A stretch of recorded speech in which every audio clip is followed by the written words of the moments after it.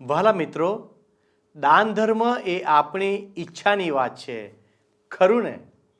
Bible આપણને જણાવે છે દાન ધર્મ હૃદયની શુદ્ધ ભાવનાથી તેમજ આતુરતાથી કરવું જોઈએ.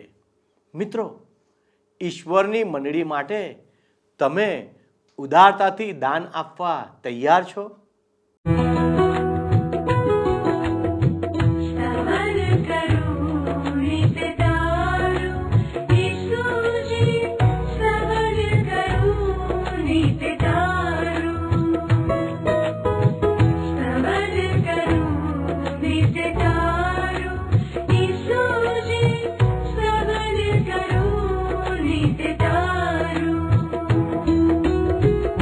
आज सवारे साध सुनी तऊ महिमा करूं प्रभु तारो, महिमा करूं प्रभु तारो, स्तवन करूं नित्य तारो.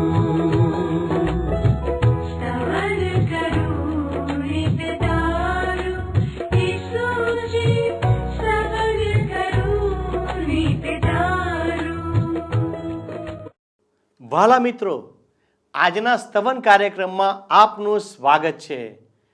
ઈશ્વર તેમના લોકો દ્વારા કાર્ય કરે છે, જેથી લોકો તેમના આશીર્વાદ જાણે કે ઈશ્વરે તેઓની સંભાળ રાખી છે. ઈશ્વર તેમના જીવન પ્રત્યે દયાળુ છે, તેથી તેમનું જીવન સંપૂર્ણ છે. આજે આપણી પાસે જે કંઈ છે તે ફક્ત ઈશ્વરની કૃપાને કારણે છે. આપણામાંથી ઘણા કહેશે કે ના, આપણે આપણી મહેનત અને આપણા પ્રયત્નોથી તે મેળવ્યું છે. પણ તમે આ બધું ક્યાંથી કમાયા કે ક્યાંથી એકત્ર કર્યું? શું તે તમે જાણો છો? ઈશ્વરે જે કંઈ બનાવ્યું છે તેમાંથી આપણે બધું એકત્ર કર્યું છે. આપણે જે કંઈ પણ બનાવીએ છીએ તે ઈશ્વરે બનાવેલી વસ્તુઓમાંથી બનાવીએ છીએ.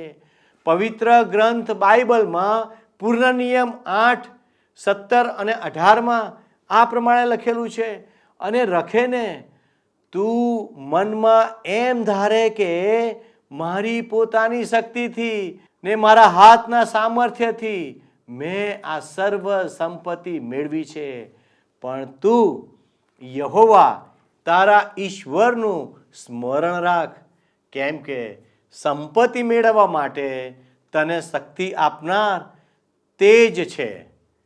ભલા દર્શકો, તેથી પ્રેરિત પાઉલ આપણને બીજા કોરિન્થીના 8મા અને 9મા અધ્યાય દ્વારા આશીર્વાદ કેવી રીતે મેળવવો તેનું માર્ગદર્શન આપે છે.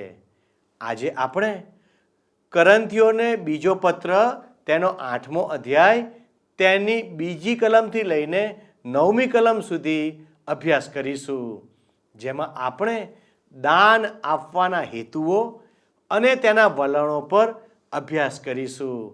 અહીં સંત પાઉલ મકદોનિયાની મંડળીના લોકોએ આપેલા દાનની ઉદારતાનું સકારાત્મક ઉદાહરણ કોરિન્થીઓ સમક્ષ રજૂ કરે છે. અસરકારક શિક્ષણમાં કોઈ મુદ્દો સમજવા માટે ઉદાહરણોનો ઉપયોગ કરવામાં આવે છે.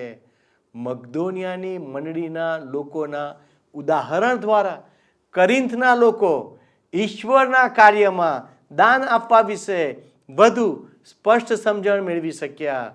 તો ચાલો દર્શકો, આપણે મનન કરીએ, જેથી આપણે આશીર્વાદના સ્ત્રોત બની શકીએ.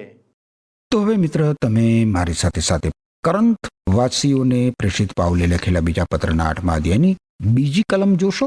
ગત સ્તવન કાર્યક્રમમાં આપણે પહેલી કલમ જોઈ હતી. બીજી કલમ તમે જોશો તો લખ્યું છે કે જે સંકટોમાંથી તેઓ પસાર થયા તેમાં તેમની આકરી કસોટી થઈ છે, પણ તેમનો આનંદ પુષ્કળ હતો, અને તેથી જો કે તેઓ ઘણા ગરીબ હતા, છતાં તેઓએ ખૂબ આતુરતાથી દાન આપ્યું. આ તો મને બહુ જ અદભુત વાત લાગે છે. તમે જુઓ મિત્ર, મકદોનિયા પ્રદેશના વિશ્વાસીઓએ એમની ગરીબાઈમાંથી, એમની શ્રીમંતાઈમાંથી નહીં, એમની ગરીબાઈમાંથી દાન આપ્યું. એ લોકો ગરીબ હતા, ગરીબ. અને એમ છતાં પણ એમણે નાણાકીય મદદ કરી. શ્રીમંત નહોતા એ લોકો. એમની પાસે વધી પડેલા નાણાંમાંથી એમણે દાન નહોતું આપ્યું. એમણે તો એમની ગરીબાઈમાંથી આપ્યું. આજે મિત્ર એ પ્રકારના દાન ધર્મ વિશે બહુ જ ઓછું સાંભળવા મળે છે. કેટલાક સમય પહેલા અમે કેટલાક મિત્રો ટ્રેનમાં જઈ રહ્યા હતા.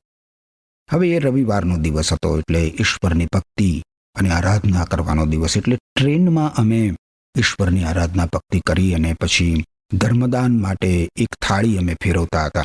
એ આખી જે ભક્તિ સભા હતી ટ્રેનની અંદર, ઈશ્વરની આરાધના ભક્તિ કરવાની જે અમે સભા કરી ત્યાં ટ્રેનમાં ડબ્બામાં, તો એ ડબ્બામાં એક ગરીબ ભિખારી, ગરીબ ભિક્ષુક આખી આરાધના સભા દરમિયાન 2 હાથ જોડીને અમારી સામે ઊભો રહ્યો હતો.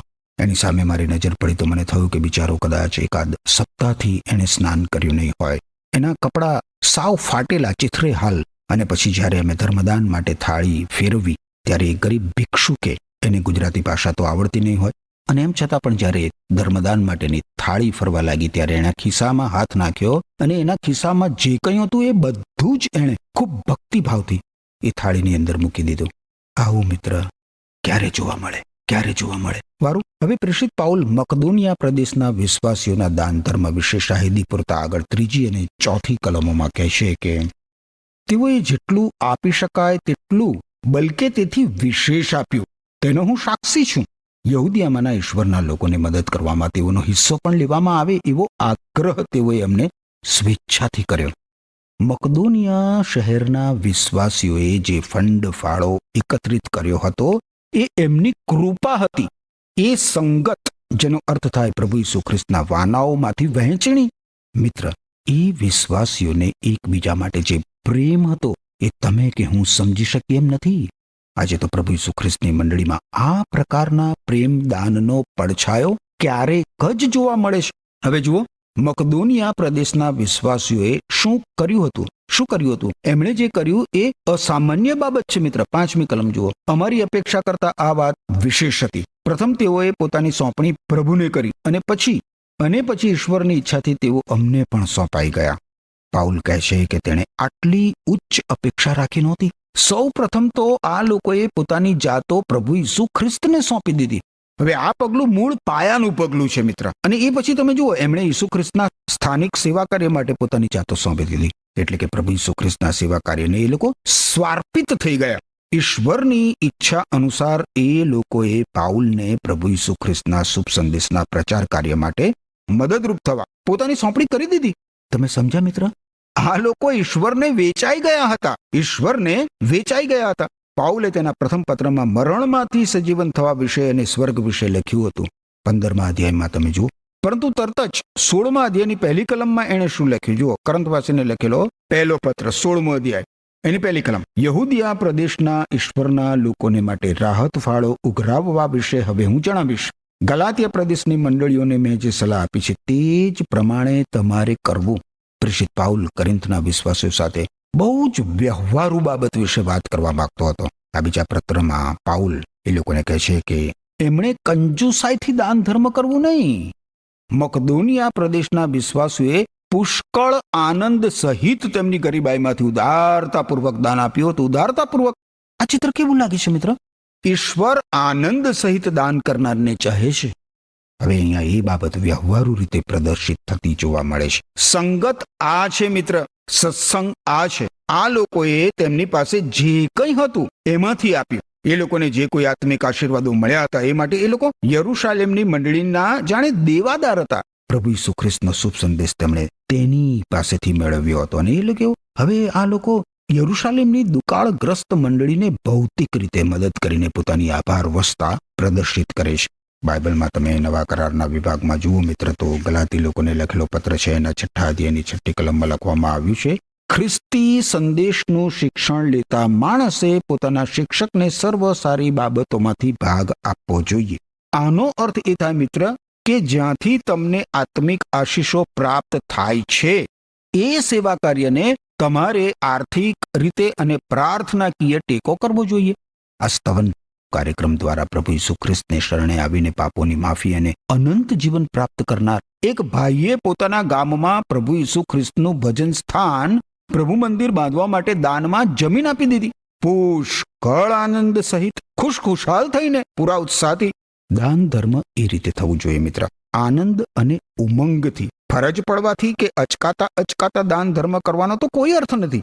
ઈશ્વરના પવિત્ર વચનો બીજા લોકો પ્રાપ્ત કરી શકે એ માટે, પ્રભુ ઈસુ ખ્રિસ્તનો મુક્તિ સંદેશ નાશમાં જતા જીવાત્મા મેળવી શકે એ માટે દાન ધર્મ કરવાની આપણા હૃદયોમાં ઝંખના હોવી જરૂરી છે. તમને યાદ હશે જ મિત્ર કે પ્રભુ ઈસુ ખ્રિસ્ત જ્યારે આ પૃથ્વી ઉપર હતા ત્યારે તેમણે પ્રભુ મંદિરમાં રાખવામાં આવેલી દાન પેટીમાં દાન નાખતા ભાવિકોનું નિરીક્ષણ કર્યું હતું. હું માનું છું મિત્ર કે પ્રભુ ઈસુ ખ્રિસ્ત આજે પણ એવું નિરીક્ષણ કરે છે.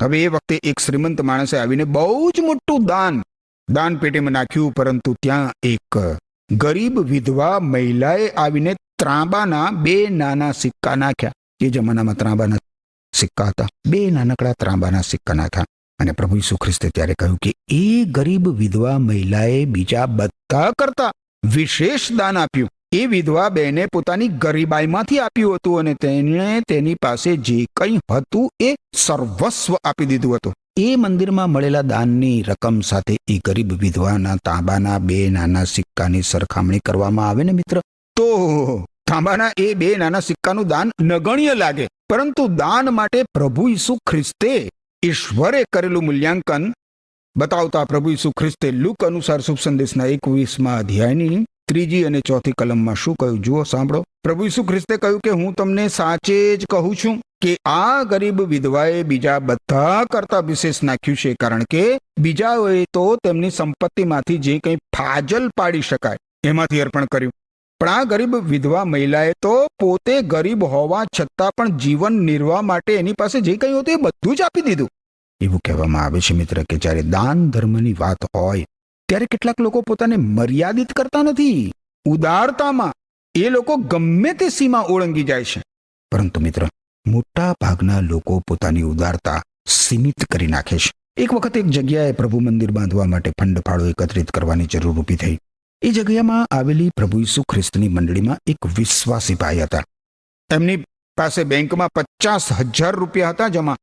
હવે મંડળીના આગેવાન એમની મુલાકાતે ગયા અને તેમણે પૂછ્યું કે ભાઈ, નવા પ્રભુ મંદિરના બાંધકામ માટે તમે કેટલો ફાળો આપશો? તો એ ભાઈએ ઉત્તર આપ્યો કે પેલી વિધવા મહિલાએ આપ્યો હતો ને એટલો. હવે જ્યારે સમિતિ એકઠી મળી મંડળીની, ત્યારે મંડળીના આ આગેવાને બધા સમક્ષ જાહેર કર્યું કે આપણા ભાઈ પ્રભુ મંદિરના બાંધકામ માટે 50,000 રૂપિયા આપવાના છે.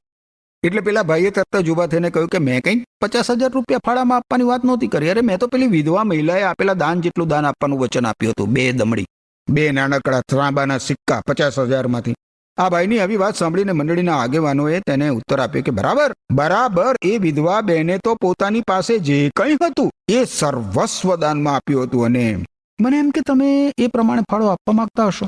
યાદ રાખો મિત્ર, આપણે કેટલું દાન આપીએ છીએ તેની ઈશ્વર નોંધ રાખે છે, પરંતુ તમે તમારા માટે કેટલું બચાવી રાખો છો એ પણ ઈશ્વર નોંધે છે. યાદ રાખો મિત્ર, લેવા કરતા આપવામાં ધન્યતા રહેલી છે. મકદુનિયા પ્રદેશના લોકોએ પોતાની સોંપણી ઈશ્વરને કરી, અને મિત્ર, જો તમે ઈશ્વરને સોંપાયા નથી તો પછી ઈશ્વર તમારી પાસેથી કશું જ મેળવવા માંગતા નથી.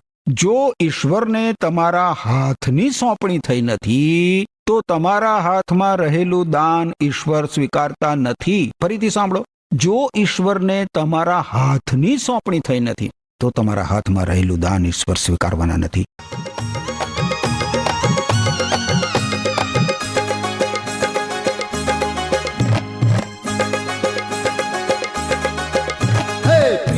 પ્રભુને સેવવો સંતોને શોભતું એ છે. હે પ્રીતે પ્રભુને સેવવો સંતોને શોભતું એ છે. અન્ય વળી રાખવો તે પર પ્યાર સંતોને શોભતું એ છે.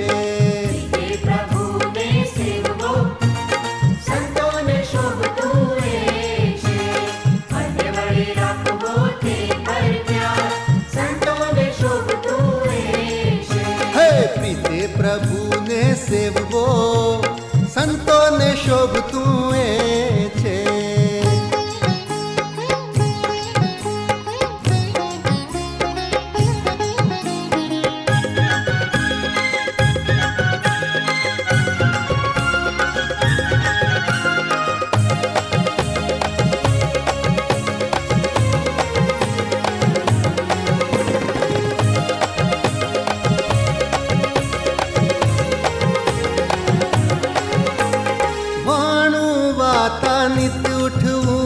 સંતોને શોભતું એ છે.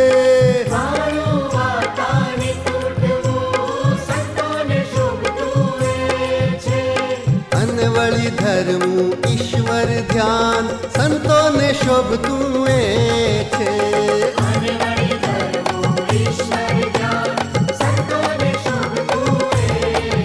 હે પ્રીતે પ્રભુને સેવવો સંતોને શોભતું એ છે.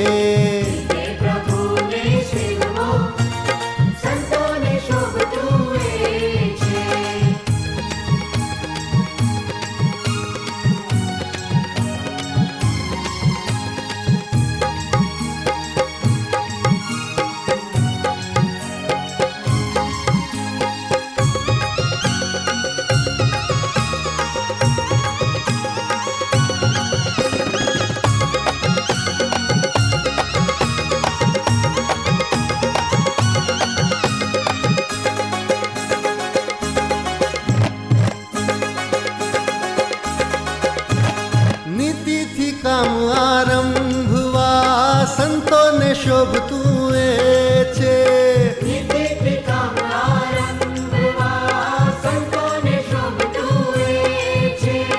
અને વળી કરવું ઈશ્વર માન સંતોને શોભતું એ છે.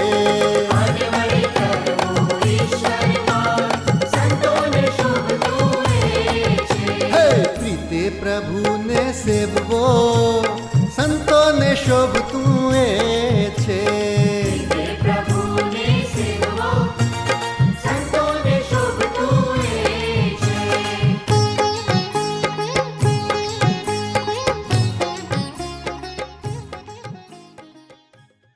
વારું હવે જુઓ છઠ્ઠી કલમ આગળ કરંથવાસીને લખેલો બીજો પત્ર 8મો અધ્યાય છઠ્ઠી કલમ. પ્રેષિત પાઉલ શું કહે છે અહીંયા? તેથી આ કાર્યની શરૂઆત કરનાર તીતસને અમે એવી વિનંતી કરી છે કે તે આ કાર્યને ચાલુ રાખે અને પ્રેમની આ ખાસ સેવા પૂરી કરવા તમારી મદદ કરે. પાઉલ કહે છે કે જે કૃપાથી મકદુનિયા પ્રદેશના વિશ્વાસીઓને દાન ધર્મ કરવાની પ્રેરણા મળી હતી એ જ કૃપા કરીન શહેરના વિશ્વાસીઓને પણ દાન ધર્મ કરવા માટે પ્રેરશે. માનવી જે આપે છે એમાં મિત્ર એની સાચી કસોટી થઈ જાય છે. કોઈકે કહ્યું છે કે ઈશ્વરની આરાધના ભક્તિ માટે 3 બાબતોની જરૂર પડે છે. 3 બાબત. પ્રથમ છે બાઇબલ, બીજું છે ભજનોનું પુસ્તક અને ત્રીજું છે વિશ્વાસીના પૈસાનું પાકીટ. દાન ધર્મ એ ઈશ્વરની આરાધના ભક્તિનો એક ભાગ છે મિત્ર. જો આપણી પાસે દાન ધર્મ કરવાની કૃપા ના હોય તો આપણે ઈશ્વરને પ્રાર્થના કરવાની જરૂર છે કે ઈશ્વર આપણને ઉદારતાનું અને દાન કરવાનું મન આપે. વિશ્વાસીઓના હૃદયમાં રહેલ નાશમાં જતા આત્માઓ માટેનો બોજ અને અન્ય લોકોને ઈસુ ખ્રિસ્તનો મુક્તિ સંદેશ પહોંચાડવાની ઝંખના ઈશ્વરના રાજનો વિકાસ કરે છે મિત્ર. હવે આગળ 7મી કલમમાં પ્રેષિત પાઉલ કહે છે કે વિશ્વાસ, વાણી, જ્ઞાન, મદદ કરવાની તમારી તમન્ના અને તમારા માટેનો તમારો પ્રેમ એ સર્વમાં તમે ધનવાન છો અને તેથી પ્રેમની આ સેવામાં તમે ઉદાર બનો એવી મારી વિનંતી છે. પાઉલ કરીન શહેરના વિશ્વાસીઓને ઉત્તેજન આપે છે. એ લોકો પ્રભુ ઈસુ ખ્રિસ્ત પરના વિશ્વાસમાં મજબૂત છે. એ લોકો પ્રભુ ઈસુ ખ્રિસ્ત માટે સાક્ષી, શાહિદી આપનાર બન્યા છે. હવે તો એમની પાસે જ્ઞાન છે, એમની પાસે તમન્ના છે અને પાઉલની જેમ જ અન્ય પ્રેષિતો ઉપર પણ આ લોકોને પ્રેમ છે. એટલે પાઉલ હવે એમને વિનંતી કરે છે કે એમણે દાન ધર્મની કૃપામાં પણ આગળ વધવું જોઈએ. 8મી કલમમાં પ્રેષિત પાઉલ કહે છે હું તમારા માટે કોઈ નિયમો નક્કી કરતો નથી, પણ બીજાઓ મદદ કરવાને કેટલા આતુર છે તે બતાવીને તમારો પ્રેમ કેટલો સાચો છે તે હું શોધી કાઢવા માંગુ છું. પાઉલ અહીંયા જણાવે છે કે દાન ધર્મ ફરજિયાત નથી. દાન ધર્મ એ કોઈ ફરજિયાત બાબત નથી. એના માટે કોઈ કાયદા કાનૂનો નથી. આ કોઈ યંત્રવત પ્રથા નથી કે કોઈ ધાર્મિક ક્રિયાકાંડ નથી. બાઇબલમાંના જૂના કરારના વિભાગમાં આપણે જોઈએ તો એ જૂના કરારના સમયમાં લોકો પોતાની આવકનો 10મો ભાગ ઈશ્વરને દાનમાં આપતા હતા. પરંતુ જો તમે કાળજીપૂર્વક તપાસો ને મિત્ર, તો એ સમયે લોકો 3 વખત, એક જ વખત નહીં, 3 વખત પોતાની આવકનો 10મો ભાગ દાનમાં આપતા હતા. એટલે દાન ધર્મ માટે આવકનો 10મો ભાગ આપવો એવી તો કોઈ મર્યાદા નથી. પ્રેષિત પાઉલ કહે છે કે દાન ધર્મ માટે હું કોઈ નિયમો નક્કી કરતો નથી. કરિન્થ શહેરના વિશ્વાસીઓને પ્રેષિત પાઉલ દાન ધર્મ કરવા એટલા માટે નથી કહેતો કે એ કોઈ આજ્ઞા છે કે એ કોઈ નિયમ છે. ના, પાઉલ શા માટે એમને દાન ધર્મ કરવાની વિનંતી કરે છે એના 2 કારણો પ્રેષિત પાઉલ આપે છે. પહેલું કારણ છે બીજાઓને મદદ કરવાની આતુરતા. મકદુનિયા પ્રદેશના વિશ્વાસીઓએ તેમને ઉત્તમ નમૂનો આપ્યો હતો. હવે બીજું કારણ એ છે કે તમારો પ્રેમ કેટલો સાચો છે તે પુરવાર કરવો. આજે પણ મિત્ર, માનવીના પ્રેમની કસોટી તેના પૈસાના પાકીટ દ્વારા થઈ શકે છે. વિશ્વાસી માટે આ ક્ષેત્ર સૌથી વધારે સંવેદનશીલ છે. માણસ જ્યારે કોઈને પ્રેમ કરે ત્યારે પોતાના પ્રેમના પાત્ર માટે સમય આપવા અને તેની મદદ કરવા અને તેના પ્રત્યે લક્ષ્ય આપવા સ્વાભાવિક રીતે જ એ તૈયાર થાય છે, ખરું કે નહીં? પરંતુ જો એ માણસ પોતાના પ્રેમના પાત્રની મદદ કરવા તૈયાર ના થાય તો પછી એનો પ્રેમ સાચો છે એવું કેવી રીતે કહી શકાય? ખેર, આગળ 9મી કલમ જુઓ. કારણ તમને આપણા પ્રભુ ઈસુ ખ્રિસ્તની કૃપાની તો ખબર છે. તે તો ધનવાન હતા, છતાં તમારા માટે તેઓ ગરીબ બન્યા, જેથી તેમની ગરીબાઈથી તમે ધનવાન બનો. મિત્ર, દાન ધર્મ માટે તમારે જો કોઈ ધારાધોરણો જોઈતા હોય તો એ અહીંયા આપવામાં આવ્યા છે. દાન ધર્મ માટેનું ધારાધોરણ ખુદ પ્રભુ ઈસુ ખ્રિસ્ત છે. ઈસુ ખ્રિસ્ત ધનવાન હતા પણ એ ગરીબ બન્યા. ઈસુ ખ્રિસ્ત આ પૃથ્વી ઉપર ઉતરી આવ્યા અને ગરીબાઈનું સ્થાન એમણે ગ્રહણ કર્યું. જરા વિચાર કરો મિત્ર, જરા વિચાર કરો. સ્વર્ગમાંથી નીચે પૃથ્વી પર ઉતરી આવવું, બેથલેહેમ નામના નગરમાં જન્મ લેવો, નાઝરેથ નામના ગામમાં રહેવું, યરુશાલેમ નગરના કોટની બહાર ક્રૂસ ઉપર મરણ સહન કરવું, કબરના અંધકારમાં દફનાવવું, એ બધાનો અર્થ શું થાય? આ ઈસુ ખ્રિસ્ત ધનવાન હતા અને એમ છતાં મારા માટે અને તમારા માટે આવી રીતે ગરીબ બની ગયા. નવા કરારના વિભાગમાં તમે જુઓ તો ફિલિપી લોકોને લખેલો પત્ર છે, એના 2 અધ્યાયની 6 થી 8 કલમોમાં લખ્યું છે પ્રભુ ઈસુ ખ્રિસ્ત વિશે કે ઈસુ ખ્રિસ્ત પોતે ઈશ્વર સ્વરૂપ હતા, છતાં ઈશ્વર સાથેની તેમની સમાનતાને ઈસુ ખ્રિસ્ત વળગી રહ્યા નહીં. એને બદલે એમણે શું કર્યું? એને બદલે એમણે સ્વેચ્છાપૂર્વક પોતાને ખાલી કરી નાખ્યા અને દાસનું રૂપ ધારણ કર્યું. ઈસુ ખ્રિસ્ત માણસ તરીકે જન્મ્યા, માણસ તરીકે અને માનવી સ્વરૂપે પ્રગટ થયા. પોતે નમ્ર થઈને મરણ સુધી, આ ક્રૂસ પરના તેમના મરણ સુધી આધીનતાને માર્ગે ચાલ્યા. સ્વરનાયક પ્રભુ ઈસુ ખ્રિસ્તના આ અદ્ભુત ત્યાગને વર્ણવતું એક કાવ્ય અદ્ભુત છે. સ્વરનાયક તે દિન બાળક થઈ આવ્યું આ જગમાં હે મનુષ્ય બની. શું મિત્ર, આ પ્રભુ ઈસુ ખ્રિસ્તને શરણે આવીને તમે ધનવાન બન્યા છો? આર્થિક અર્થમાં નથી પૂછતો, પણ શું તમને તમારા પાપોની માફી, ઈશ્વરનું ન્યાયીપણું અને અનંત જીવન મળ્યા છે? એ રીતે તમે ધનવાન બન્યા છો? વિચાર કરજો મારા પ્રશ્ન ઉપર. એમ કરવા માટે ઈશ્વર તમને કૃપા આપો. આમેન. પ્રિય મિત્રો, આજે આપણે મકદોનિયાના લોકોના દાન આપવાના ઉદાહરણ પરથી શીખીએ છીએ કે દાન આપવું એ આપણી પાસે કેટલા રૂપિયા છે તેના પર નિર્ભર કરતું નથી. ઈશ્વર દરેક વ્યક્તિને ઉદારતાથી દાન આપવાનું કહે છે. આપણી પાસે જે કંઈ હોય તેનાથી દાન આપવામાં વિલંબ કરવો જોઈએ નહીં. મકદોનિયાના લોકોએ પોતાની ક્ષમતા મુજબ અને તેનાથી વધુ આપ્યું. અહીં આપણે પ્રમાણસર આપવાનો સિદ્ધાંત જોઈએ છીએ. ઈશ્વર પોતાના લોકો પાસેથી નિશ્ચિત રકમ કે નિશ્ચિત ટકાવારીના રૂપમાં દાન માગતા નથી, પણ દરેક વ્યક્તિએ પોતાની પરિસ્થિતિ પ્રમાણે દાન આપવું જોઈએ એમ ઈશ્વર આપણને કહે છે. પોતાની મરજીથી દાન આપવું જોઈએ, તેના માટે બળજબરી ન કરવી જોઈએ. દાન આપવું એ દરેક વિશ્વાસી અને ઈશ્વર વચ્ચેનો સંબંધ છે.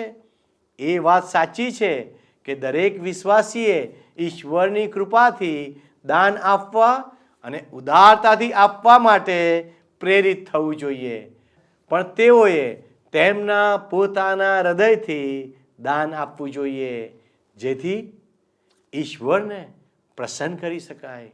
વાલા દર્શકો, મકદોનિયાના લોકો પર દાન આપવા માટે કોઈ પણ જાતની ફરજ કે દબાણ કરવામાં આવ્યું ન હતું, પરંતુ તેઓએ આ ફંડ ફાળામાં ભાગ લેવા માટે પ્રેરિત પાઉલની આગળ વિનંતી કરી હતી. જો કે તેમની પાસે વધારે કંઈ ન હતું, પરંતુ તેઓની પાસે જે કંઈ હતું તેઓ વહેંચવા માટે ખૂબ જ ઈચ્છતા હતા. વહાલા દર્શકો, ઉદારતાનું કેવું ઉત્તમ ઉદાહરણ! મકદોનિયાના લોકોનો દાન આપવાનો પ્રતિભાવ પાઉલની અપેક્ષા કરતાં ઘણો વધારે હતો. ઈશ્વર પ્રત્યેના પ્રેમે તેમને પ્રેરિત પાઉલ દ્વારા એકત્રિત કરવામાં આવતા ફંડફાળામાં ભાગ લેવા માટે પ્રેર્યા. આપણે ઈશ્વરના સેવકો અને તેમની મંડળીને ટેકો આપવા માટે દાન આપીને ઈશ્વરની સેવા કરી શકીએ છીએ. મિત્રો, દાન આપવામાં તમે ઉદારતા રાખશો? મારી વાત પર વિચાર કરજો અને ઈશ્વર આ વિશે આપને વિશેષ મદદ કરે માટે આવો આપણે પ્રાર્થના કરીએ. વાલા પરમેશ્વર, અમે તમારો આભાર માનીએ છીએ કારણ કે તમે અમને આવકના સાધનો આપ્યા, તમે અમને કમાવાની શક્તિ આપી, તમે અમને ધંધો રોજગાર આપ્યા, તમે અમને ખેતીવાડી આપી, તમે અમને પશુપાલન આપ્યા. પવિત્ર દેવ, આ બધી આવકના સાધનો માટે અમે તમારો આભાર માનીએ છીએ. પવિત્ર દેવ, તમે અમને મદદ કરો કે અમારી આવકમાંથી અમારાથી જેટલું વધારે બની શકે એટલું વધારે દાન અમે તમારી સેવામાં આપનારા બાળકો બનીએ. તમે અમને મદદ કરો પ્રભુ. અમે પૂરા હૃદયથી અને પૂરા મનથી તમને દાન આપી શકનાર બનીએ. વાલા પ્રભુ, તમે અમારી સહાય બનો. તમારી કૃપા અમારા માટે રાખો, તમારી દયા અમારા માટે રાખો. અમારી આ પ્રાર્થના ઈસુના નામમાં માગીએ છીએ. આમેન. વાલા દર્શક મિત્રો, આજે હું માનું છું કે ચોક્કસ દાન વિશે તમે નવું શિક્ષણ પ્રાપ્ત કર્યું છે. વાલા દર્શક મિત્રો, જો આપે કોઈ નિર્ણય કર્યો છે તો અમારા પ્રતિનિધિને આપ ફોન કરીને ચોક્કસ જાણ કરશો. ઈશ્વર આજનો આશીર્વાદ આપ સર્વને આપો અને તમને ઈશ્વર મદદ કરો કે તમારાથી જેટલી મદદ કરી શકાય એટલી મદદ તમે અન્ય લોકોને કરી શકો. એ જ પ્રાર્થના સાથે હું આપની વિદાય લઉં છું. આમેન.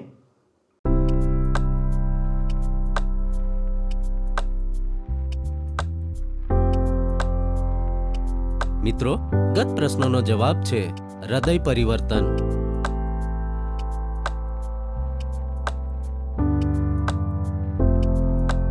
આજનો પ્રશ્ન છે, પ્રભુ ઈસુ ખ્રિસ્ત ધનવાન હતા છતાં તે આપણે માટે શું બન્યા?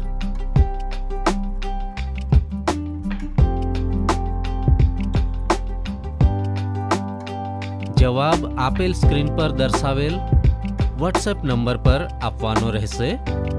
કાર્યક્રમ દરમિયાન પૂછેલા પ્રશ્નોનો સાચો જવાબ આપનાર વિજેતાઓના નામ દર મહિનાના પ્રથમ સોમવારે જાહેર કરવામાં આવશે.